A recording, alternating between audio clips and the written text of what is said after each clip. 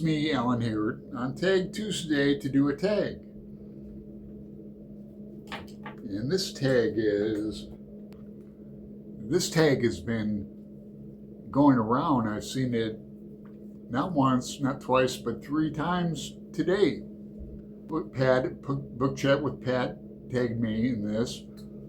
And then I saw Roy Reads Anything do it. And then I most recently saw Lindsey Reads do the tag. Link to all their videos below.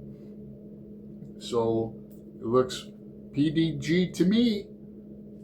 Let's get to the prompts. The book collector tag. 1. I own more books than I can realistically read. Now, no, that's not my current situation.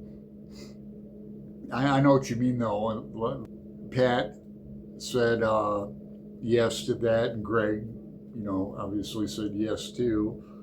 But not me. It's the same answer I have for that tag that was going around, the what if I could never acquire another book, and I'd be unhappy with that. I have owned a lot of books and lost them. I've been around for a while. What am I trying to say? I've lost a lot of books every apartment. I've never owned a house, so every apartment I've ever had has been lined with books. And I've lived here for going on 5 years, and I do need some more shelving. I'd like to put a shelf back there, but I need some more shelving. 2, I've bought books just because they were beautiful.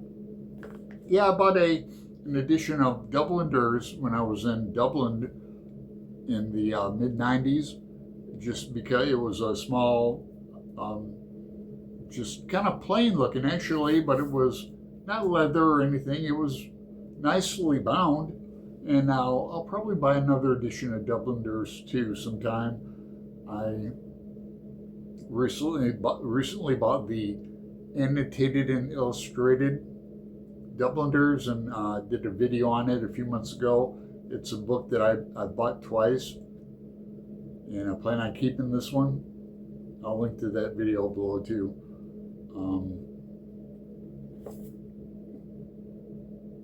So yeah. And I'm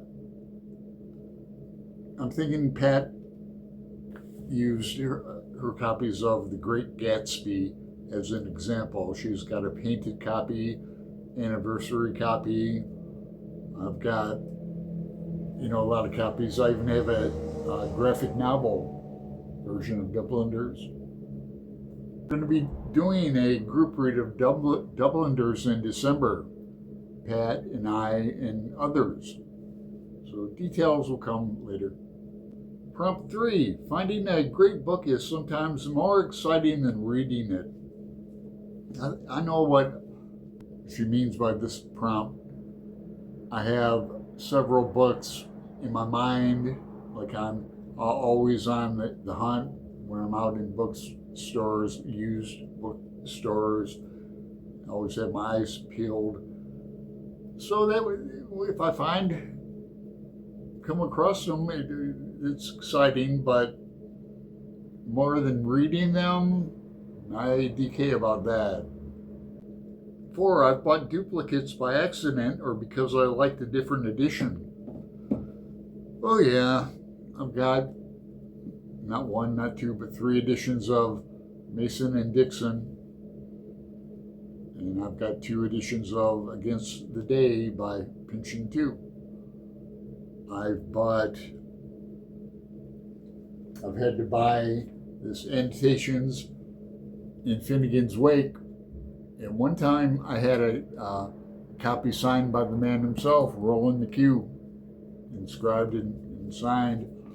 He recently died this year. I've had to buy. I thought I had lost this book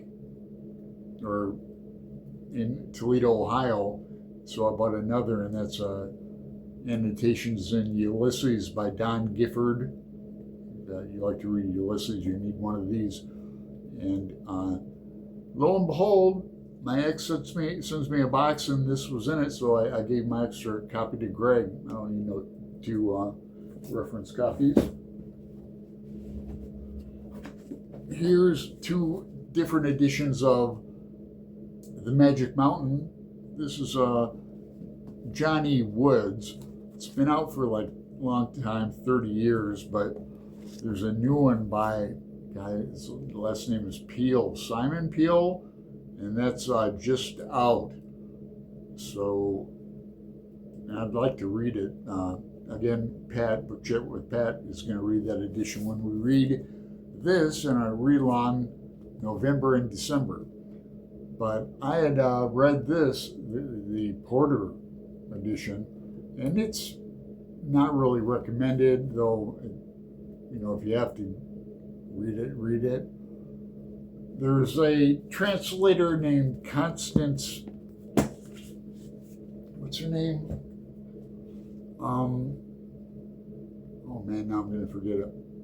Constance Garnett, and she's got a bad reputation for ruining Russian lit, Tolstoy, Dostoevsky. I have a copy of Brothers K that I read, translated by her, because it syncs up with my Audible version that they use her edition to do the audiobook. I'd never use a Constant Garnett translation. And also two translations of The Master and Margarita. I had this old one with small font on it, and my friend Patricia H. and I complained about it enough that she sent me a copy of the 50th anniversary text with French flaps, beveled edges, and excellent readable font. So thanks, Patricia. I think Patricia also gave me one of my hardcover editions of Mason and Dixon, to be honest. And Debs at Rayner reads stuff, and I have been threatening to read Master and Margarita for a while. We're going to read it this year. Maybe we're going to table it till next year, probably, huh? Prompt 5. Sometimes I rearrange my shelves for fun. That's more out of necessity to me, like for room, or if I rearrange my apartment. I live in a small studio apartment, but it suits me. Location, location, location. If I wasn't subsidized here, I couldn't afford this place. 6. There are books I'll probably never read, but I'll never get rid of them. No, that's not true, because I have some books that I'll never probably read, but I'm going to get rid of them. That I picked up along the way. These are two examples: A Tale of Two Cities and Little Dorrit, both by Charles Dickens. Yeah. Now I've got David Copperfield, a nice edition of that, and I think another one. But I'm going to do a classic shelf tour tomorrow or this week. I'm going to do an unhaul video too, maybe this weekend. 7. I've bought books simply because they were a bargain. Sure, I think that edition of Against the Day was a library sale book. And I'm on Thrift Books, and I bought this edition of Dune on Amazon because it was a good bargain. It's like $12 for this. and it was marked down from $16, which was a bargain in itself. 8. I like the idea of having certain books even if I don't plan to read them soon. I've had some books for a few years.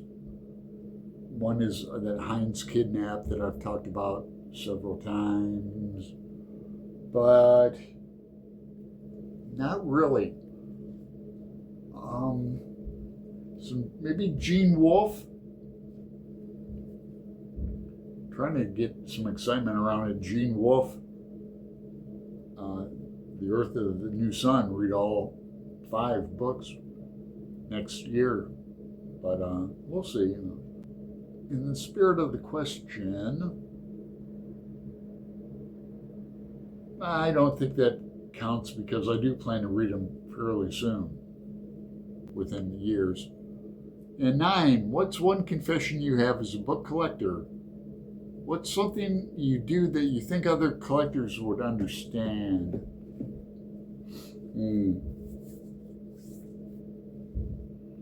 I like to leave little bookmarks and postcards and photographs and mementos in books on the rare occasion that I'll find them again.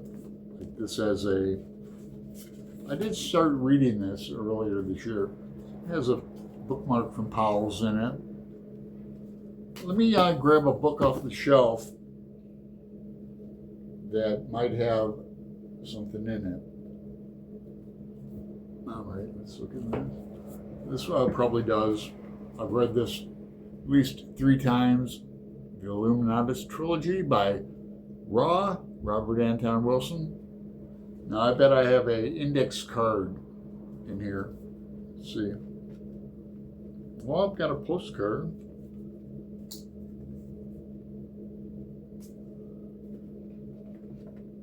And another postcard from Dublin City. The last time I read this book was with Jason Harrigan, and he's from Shannon, Ireland.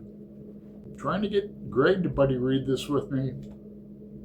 Mine's heavily annotated up. And if I can't get defensive about James Joyce, then at my age, I have no reason to get up in the morning. So I'll leave you with that. Thanks.